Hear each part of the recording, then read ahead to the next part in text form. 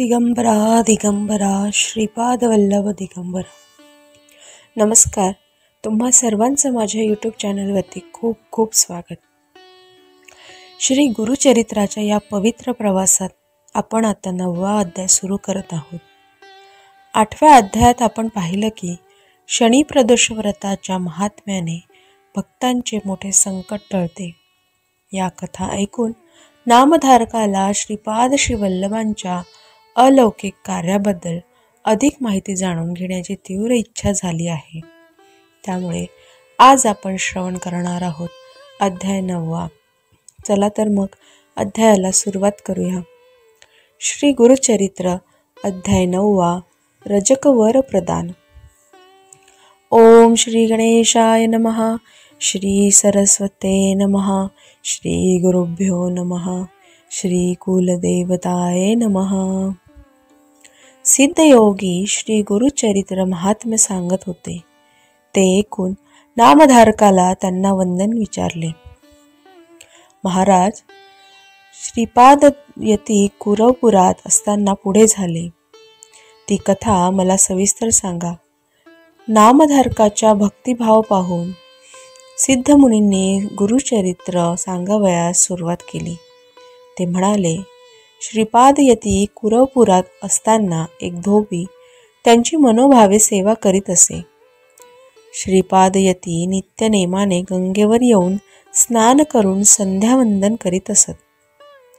त्यावेळी हा धोबी कपडे धुण्यासाठी येत असे. कपडे धुवून झाले की तो श्रीपाद यतींना नमस्कार करीत असे. श्रीपाद यतींच्या त्रिकाळ स्नान संध्येच्या वेळी त्या धोब्याचे नित्य नमन घडत असे. एक दिवस श्रीपाद श्रीवल्लभ नित्याप्रमाणे स्नान संध्येसाठी नदीवर आले असता त्यांनी विचारले, अरे रजका, तू एवढे कष्ट का घेतोस? मी तुझ्या भक्तीने संतुष्ट झालो आहे. आता तू सुखाने राज्य कर. श्री गुरु श्रीपाद वल्लभ असे म्हणाले असता त्या धोब्याने आपल्या धोतराच्या पदराला शकून गाठ मारली. तो म्हणाला, श्री गुरु हेच साक्षात संकल्पाची मूर्ती आहेत. त्यानंतर त्याची मानसिक स्थिती पूर्णपणे बदलली. त्याने श्रीपाद यतींची अनन्य भावाने सेवा सुरू केली. तो नित्य नेमाने श्रीपादांच्या मठात येत असे. त्यांना लांबूनच वंदन करीत असे. मठातील सगळी कामे तो अगदी मनापासून श्री गुरूंची सेवा म्हणून भक्तिभावाने करीत असे. त्यांचा हा नित्यक्रम कित्येक दिवस चालला होता. एकदा वसंत ऋतू वैशाख महिन्यात त्याने अभिनव दृश्य पाहिले. एक म्लेच्छ राजा आपल्या स्त्रियांसमवेत नावेत बसून जलविहार करीत होता. त्या राजस्त्रिया नटून थटून राज्येश्वरात जलविहार करीत होत्या. त्यांच्या नौका शृंगारलेल्या होत्या. नदीच्या तीरावर राजाचे सैनिक होते. शृंगारलेले हत्ती, घोडे होते.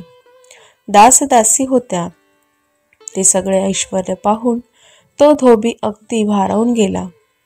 त्याच्या मनात आले, आपण जन्मात एकदाही असे ऐश्वर्य भोगले नाही. माझे जिणे पशु समान आहे. या राजाचे जीवन खरोखर धन्य आहे. केवढे याचे हे ऐश्वर्य, हा किती सुखात आहे. याची पुण्याई केवढी असेल कोणास ठाऊक. याने कोणत्या देवाची आराधना केली असेल. त्या देवाच्या कृपेनेच हे सगळं वैभव याला मिळालं असणार. मला मात्र जन्मभर काडी मात्र सुख नाही. हे माझे जीवन एखाद्या पशुप्रमाणेच आहे. त्या धोब्याच्या मनात असे अनेक प्रश्न होते. श्री गुरूंनी त्याच्या मनातील वासना ओळखली. त्यांनी त्याला विचारले, अरे, तू कशाचे चिंतन करीत आहेस? तो म्हणाला, हा राजा हे ऐश्वर्य भोगत आहे ते त्याने केलेल्या गुरुभक्तीचे फळ असेल ना. मी मात्र अशा वैभवाचा अनुभव घेतलेला नाही. पण आता मला या सुखभोगाची इच्छा नाही. तुमची चरणसेवा मला बरी वाटते. पण आपण एकदा तरी असे असले ऐश्वर्य भोगावे असा विचार मनात येऊन गेला. त्यावर श्रीपादयती म्हणाले, तुझ्या ठिकाणी असलेल्या तमोवृत्तीमुळे तुला राजवैभव भोगावेसे वाटत आहे. आता प्रथम इंद्रिये शमन करावीत, नाहीतर मग निर्मळ राहू शकत नाही. या वासना जन्मोजन्मी बाधक ठरत असतात. तेव्हा इंद्रियादी वासना शमविण्यासाठी तू म्लेच्छ कुळात जन्म घे व राजाचा उपभोग घे. श्री गुरु श्रीपादांनी असे सांगितले असता तो रजक म्हणाला, कृपासागर, माझी उपेक्षा करू नका. तुमचे चरण मला अवतरले तरी मला पुनर्दर्शन द्यावे आणि तुमच्या कृपेने मला सर्व ज्ञान प्राप्त व्हावे. श्री गुरु श्रीपाद म्हणाले, तू वैदूर नगरात जन्म घेशील, त्यावेळी मी तिथे येईन. तुझा अंतकाळ येईल तेव्हा तुझी माझी भेट होईल. तू चिंता करू नकोस, माझ्यावर विश्वास ठेव. काही कार्यासाठी मी त्यावेळी नृहसिंह सरस्वती म्हणून अवतार घेईन. श्री गुरूंनी असे आश्वासन दिले असता त्या राजकाने त्यांच्या चरणांवर मस्तक ठेवले. श्री गुरूंनी त्याला विचारले, तुला या जन्मी राज्यभोग घ्यावयाचा आहे की पुढील जन्मात? श्री गुरु श्रीपादांनी असे विचारले असता तो रजक म्हणाला, आता माझे उतार वय झाले आहे. लहानपणी किंवा तरुणपणी राज्यभोग घेणे ठरते. ठीक आहे असं म्हणून श्रीपादांनी त्या रजकाला निरोप दिला. नंतर लवकरच रजकाला मृत्यू झाला. रजकाची इतकी कथा सांगून सिद्धयोगी नामधारकाला म्हणाला, त्या कथा मी नंतर सांगेन. सिद्धमुनी म्हणाले, नामधारकाला श्रीपाद श्रीवल्लभ कुरवपुरात राहिल्यापासून त्या स्थानाचे महात्म्य अधिकच वाढले. ते कुरवपूर भक्तांच्या सर्व इच्छा पूर्ण करणारे आहे.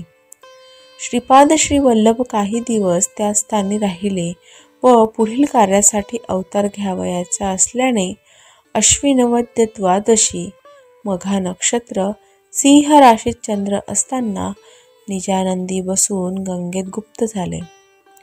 ते लौकिक दृष्टीने अदृश्य झाले असले तरी ते सूक्ष्म देहाने त्याच ठिकाणी आहेत. ते स्थान सोडून गेले नाहीत. ते निर्गुण रूपात असल्याने कुणाला दिसत नाहीत, परंतु जे निर्मळ मनाचे भक्त असतात त्यांना ते दर्शन देतात. हे सत्य आहे. या भूमंडळात कुरवपूर हे अत्यंत अद्भुत प्रभावशाली तीर्थक्षेत्र आहे. तेथे त्रयमूर्ती श्री दत्तात्रेयांचे वास्तव्य आहे, असे सरस्वती गंगाधर भजनांना सांगतात. असे सरस्वती गंगाधर भक्तजनांना सांगतात. अशा रीतीने श्री गुरुचरित्रामृतातील रजकवर प्रधान नावाचा अध्याय 9 इथेच समाप्त होतो.